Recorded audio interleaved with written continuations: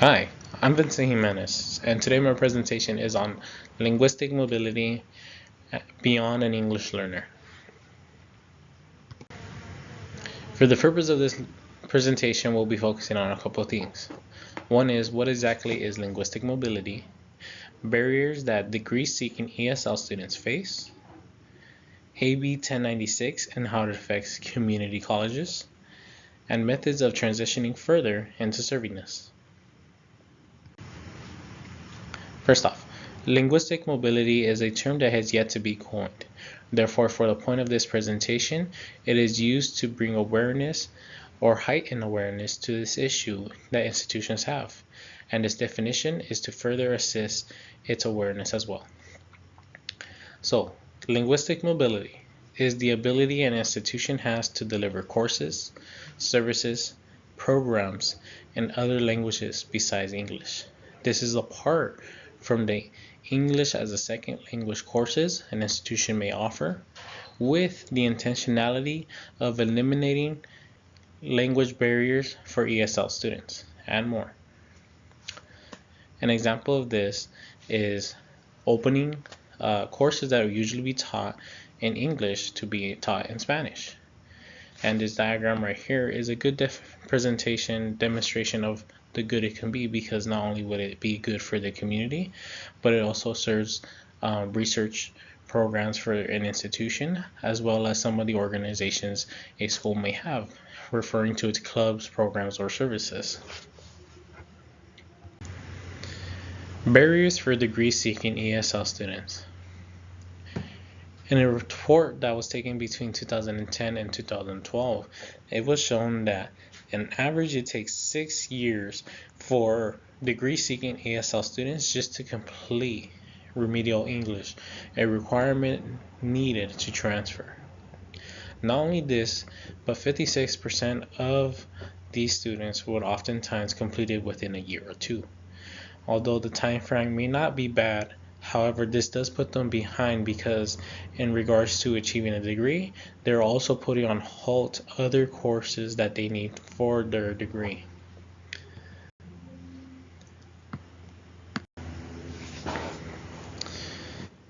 In addition to that, many of them also face lack of material due to the inability to be translated from English to Spanish. They seem to be unengaged with the traditional methods of teaching. They also feel a lack of belonging, which can also impact them feeling alienated from the rest of students. And back again, it all revolves around time, as many students do a lot of things outside of the school.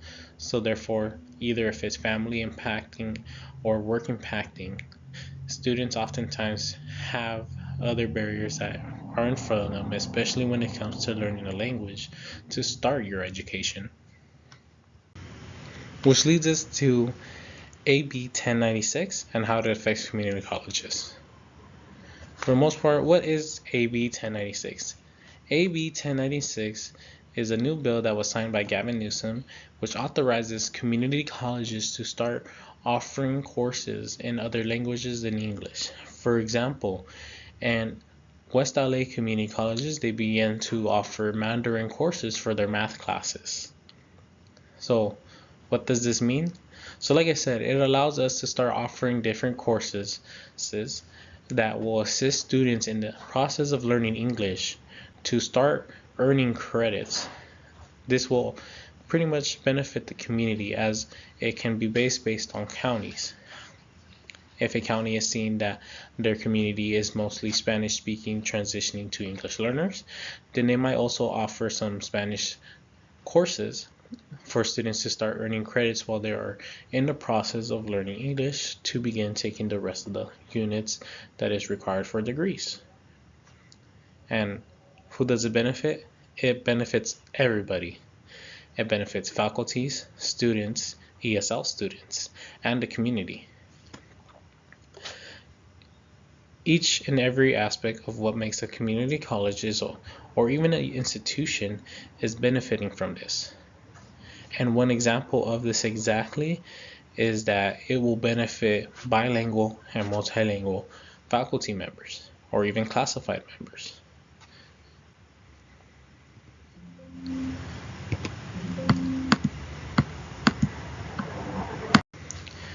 before we start talking about a bit more how an institution is able to take advantage of AB 1096 and use that to serve their community, we have to talk about servingness. According to Gina Ann Garcia, who is regarded to be the queen of HSI information research, servingness is conceptualized as the ability of an HSI to enroll and educate Latinx students through a culturally enhancing approach that centers Latinx ways of knowing and being, with the goal of providing transformative experiences that will lead to both academic and non-academic outcomes.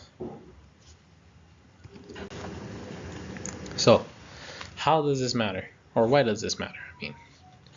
Well, for HSI schools, this is a great opportunity to step one step further into servingness. And also for community colleges with a high population of Latinos, Hispanics, to start understanding ways to help the community. For example, a district of a county can start doing researches and seeing how they are able to start serving the community better, and seeing what courses that can be taught in Spanish that will assist students the most in their progression of learning English and to the progression of achieving their degree.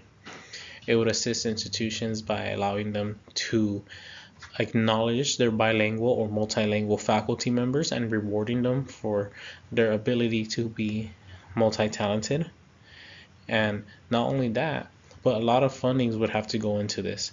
So it would be necessary for schools to begin looking for scholarships and grants, creating teams that will assist faculty members, classified members, and to searching and writing up propositions for all these grants and scholarships.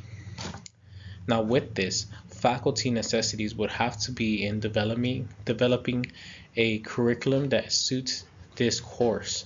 That way we are ensuring that not only are these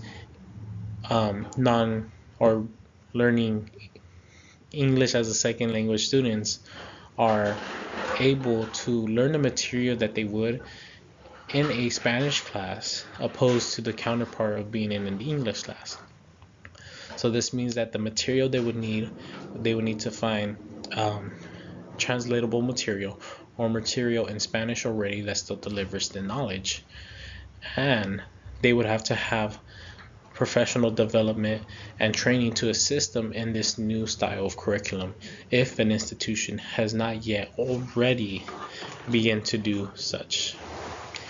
These changes and implementation would have to start at the faculty level, so it is a push starting from the institution itself that can exceed into delivering assistance into the community. An example of this is that in Montclair State University, Dr. Paz Katie is one of the professors who is leading a course in Spanish that is traditionally taught in English, and is finding success in her students as well. These provide tons of opportunity for students as well. So besides the faculty and the institution benefiting, it also allows students to gain the ability of learning the language in which they may be assisting the community the most. For example, if we offer a social service program and we have a community that is predominantly Hispanic and Latinx, then it would only make sense to offer at least a course in Spanish. That way our students are able to understand the language of the community and the style in which they're able to communicate the correct information to. And with that pretty much ends my presentation. Again, linguistic mobility is a term that is yet to be exactly coined in regards to higher education. The definition I use is to just assist us in going forward with this. And I want to end this with two quotes, one that I always find to be the most inspiring for me in regards to education. And the first one comes from Terry Yasso. And it's It should never be an institution can benefit from you, but rather how can you benefit from it. Kind of run off of JFK's what can this country do for you rather than what you can do for your country.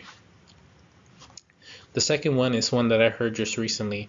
I've heard this been thrown around a couple times in regards to higher education, so I couldn't find an actually direct source for it, but it goes in regards to this. When you achieve your bachelor's, that's for your family. Your master's is for yourself. And the doctorates are for the community. Essentially meaning that each step you take in your education, you open up a pathway of success for Hispanic and Latinos in regards of just making it more than just a piece of paper, but making it the pathway to creating a better future for everybody. And that concludes my presentation. And here is some my works cited. Thank you.